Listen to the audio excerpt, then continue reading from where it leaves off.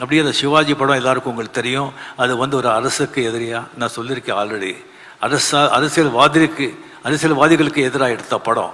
அது வந்து கலைஞர் சார் அந்த படத்தை பார்த்தது மட்டும் இல்லாமல் அது வெற்றிலாக வந்து கலந்து கொண்டு எல்லாருக்கும் வந்துட்டு சீஃப் கெஸ்டாக இருந்து கலந்து கொண்டு எல்லாருக்கும் கேடையை கொடுத்தாங்க. அது எதற்காகன்னு சொன்ன ஓன்லி ஃபார் சரவணன் சார்.